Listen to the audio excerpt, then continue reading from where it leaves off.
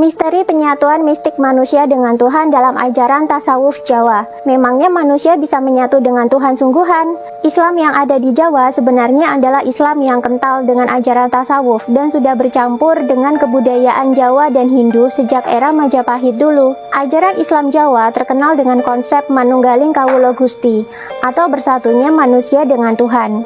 Ini adalah puncak dari ilmu makrifat dalam konsep tasawuf Islam. Di buku Sufisme Jawa ini dijelaskan bahwa sebenarnya tujuan tasawuf sendiri adalah supaya manusia bisa sampai kepada Zat Al-Haq atau Sang Mutlak atau Allah atau Tuhan, dan supaya manusia bisa bersatu dengannya. Dalam tasawuf, ini adalah level makrifat yang menjadi level spiritual tertinggi umat Islam. Untuk bisa begitu, manusia harus mengambil jalan tarekat, yakni jalan untuk sampai kepada Allah hingga mencapai makrifat. Uniknya, jalan ini bersifat personal dan bisa berbeda-beda antara setiap orang. Karena tarekat pada dasarnya adalah pengalaman bertemu langsung dengan Tuhan melalui jalan kebatinan, bukan melalui panca indera ataupun akal. Hakikat Tuhan dalam tasawuf bisa diketahui melalui jalan meditasi atau kesadaran spiritual yang bebas dari campur tangan akal dan indera manusia. Karena itu, orang yang mengambil jalan tarekat, dia akan berusaha mensucikan diri terhadap apapun selain Allah. Hati dan kesadarannya juga dipusatkan supaya senantiasa berzikir kepada Allah, sehingga nanti akan terbuka tabir penutup kegaiban, dan manusia bisa mencapai makrifat atau penyatuan mistik manusia dengan Tuhan. Dalam buku Sufisme Jawa ini, orang yang sudah mencapai tahap makrifat itu, kondisinya seperti manusia yang sedang bercermin, di mana di dalam cermin itu, dia melihat dirinya sendiri. Namun disitulah dia bisa melihat Tuhan juga. Makanya ada istilah, barang siapa yang bisa mengenali dirinya, maka dia bisa mengenali Tuhannya. Jadi ajaran tasawuf ini benar-benar adalah jalan menyadari diri sejati untuk bisa bertemu dengan Tuhan dan menyatu dengannya. Dan ini bukan sekedar pengetahuan belaka, melainkan pengalaman yang harus dialami sendiri. Pengetahuan manunggaling kawula Gusti ini lantas banyak dilestarikan dalam serat-serat suluk yang kini menjadi landasan ilmu kejawen.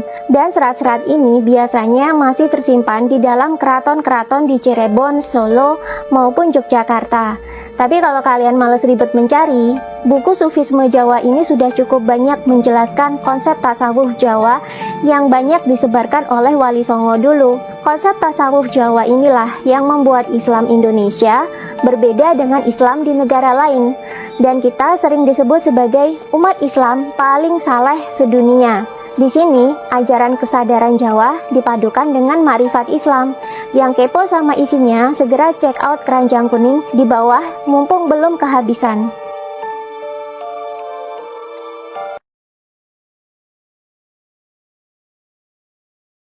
Assalamualaikum warahmatullahi wabarakatuh. Bismillahirrahmanirrahim. Asyhadu an la ilaha illallah wa asyhadu anna Muhammadar Rasulullah.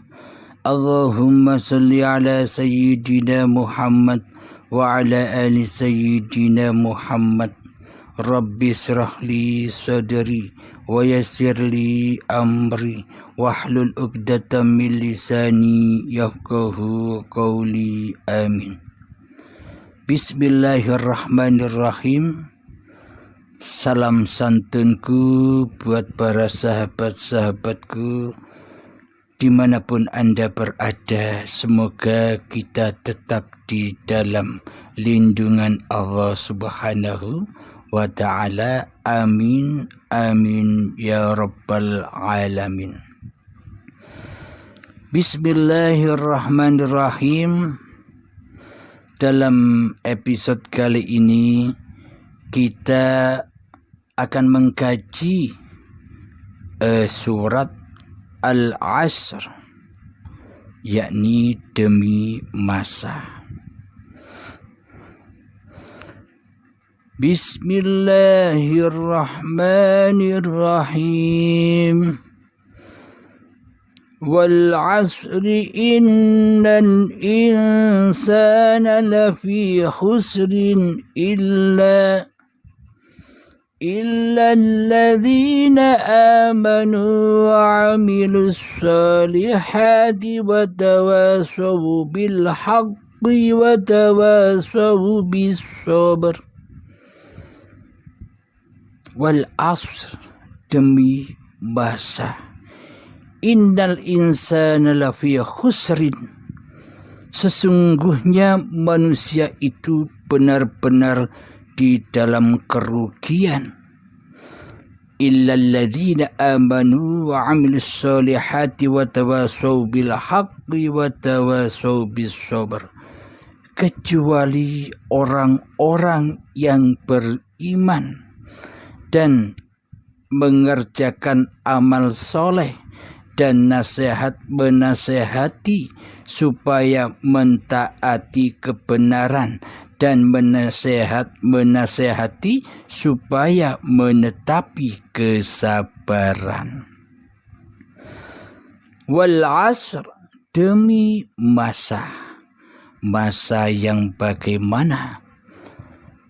Jadi masa yang dimaksud demi kehidupan manusia, yakni demi terciptanya manusia, demi wa ma khalaqtul jinna wal insa illa liya'budun, yakni masa itu adalah di seluruh kehidupan kita ini selama ini. Innal insana lafi khusr, sesungguhnya manusia itu benar-benar dalam kerugian. Jadi manusia itu sangat amat rugi sekali di dalam kehidupannya. Karena di dalam kehidupannya masih beriman kepada hawa nafsunya daripada beriman kepada Tuhannya. Karena di hatinya diri manusianya lebih wujud daripada Allah sebagai pencipta manusianya. Coba kita hayati, coba kita renungkan, apakah mungkin ciptaan lebih wujud, lebih nyata daripada yang menciptakan? Apakah mungkin Allah kalah wujud dengan diri manusia kita? Sementara selama ini di patrapan hati kita, aplikasinya kan seolah-olah diri kita lah, manusialah, makhluklah yang paling wujud daripada wujudnya Allah. Karena Allah itu tiada, karena Allah itu gaib, seolah-olah saja ada. Seolah-olah kita tidak mau bila Allah itu ditiadakan, seolah-olah. Tapi praktek hati kita bagaimana selama ini? Seolah-olah memang diri manusianya lah yang wujud daripada Tuhannya, bukan? Sehingga Allah kalah wujud dengan diri manusianya, sehingga Allah kalah hidup dengan diri manusianya, seolah Allah kalah berkuasa dengan diri manusianya di hatinya selama ini. Inilah orang-orang yang merugi di dalam hidupnya. Karena apa?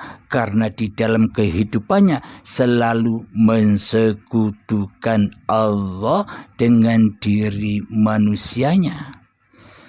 Mensekutukan wujudnya Allah dengan wujud makhluknya. Mensekutukan hidupnya Allah dengan hidup makhluknya. Mensekutukan kekuasaan Allah dengan kekuasaan manusianya.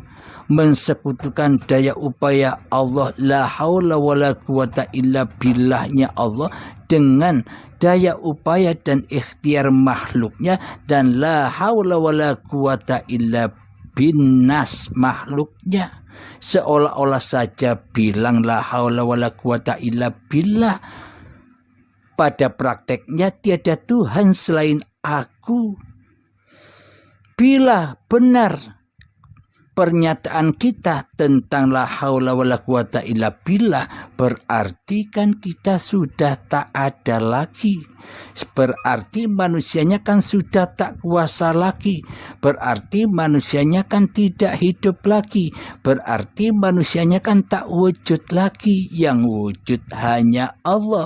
Manusia kembali ke Adam. Itulah manusia yang beriman. Akan tetapi koreksi di dalam hati kita masing-masing. Selama ini yang ada, yang wujud, yang kuasa di dalam hati kita itu Allah apa kita? Hanya kitalah yang tahu itu. Jadi seumpama bila manusianya yang wujud di hati kita, bila Muhammadnya yang wujud di hati kita, bila kehidupan manusianya yang wujud di hati kita, bila kekuasaan manusianya yang wujud di hati kita, bila kehendak, daya upaya dan ikhtiar manusianya yang wujud di hati kita, itulah tanda-tanda orang yang sangat amat merugi, rugi besar.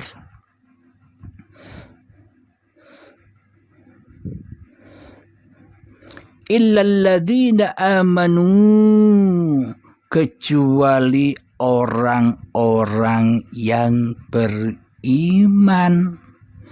Bagaimana orang yang beriman itu? Sudah banyak sekali paparan-paparan yang dipaparkan di channel ini tentang babagan iman.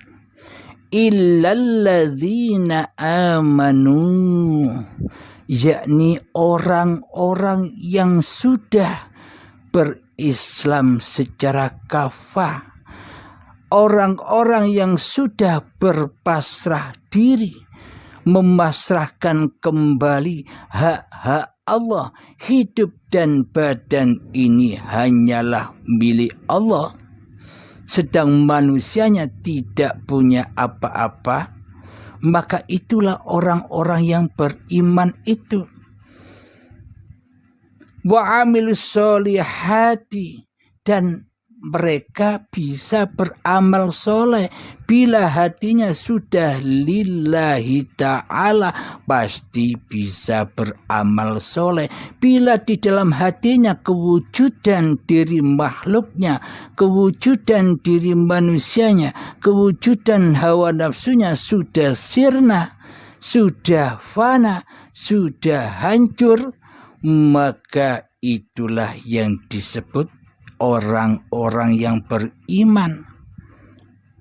Mengimani bahwa Allah lah Tuhan semesta alam, mengimani bahwa Allah lah yang mentuhani kehidupan dan badan ini.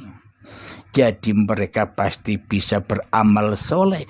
Jadi yang dimaksud yang beramal soleh sudah bukan manusianya lagi. Bila masih manusianya yang bisa beramal soleh, berarti itu kan linas. Berarti yang menjadi Tuhan masih manusianya, bukan Allah. Karena orang-orang yang beriman ini mentauhidkan dan mengesahkan Allah di hatinya, berarti yang beramal soleh, yang berafal atas hidup dan badan ini kan ya Allah sendiri. Jadi amal soleh itu adalah afalnya Allah sendiri, bukan afalnya manusia. Bila afalnya manusia najis, kotor, tidak soleh, tidak suci, dan terputus dari rahmatnya Allah. Jadi yang selamat orang yang bagaimana? Orang yang sudah beriman, yakni orang yang sudah rojiun kepada Tuhannya. Maka ia dapat beramal soleh. Jadi maknanya sekali lagi bukan manusianya yang bisa beramal. Bukan li nafsi tapi lillahi ta'ala, ya af'alnya Allah sendiri. Itu yang dimaksud amal yang soleh. Wa tawasau bil haqqi,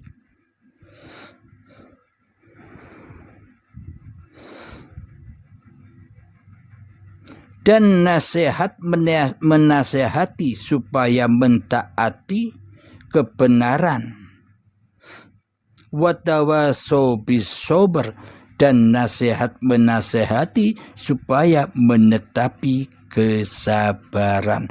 Jadi pasti bila orang-orang yang beriman itu pasti bisa beramal soleh, pasti bisa menetapi kebenaran, dan pasti bisa sabar. Karena siapa pelaku di dalamnya? Iman, amal soleh, kebaikan, kebenaran, dan kesabaran, itu kan sifatnya Allah. Jadi sudah bukan lakunya manusia lagi. Itulah manusia yang selamat di sisi Allah, yakni mematikan dirinya sebelum mati ajalnya, yakni keakuannya sudah dihancur leburkan ke dalam keakuan Tuhannya. Diri manusianya sudah dihancur leburkan menuju ditenggelamkan, dipersembahkan ke dalam kedirian Allah sendiri. Alhamdulillahirabbil alamin.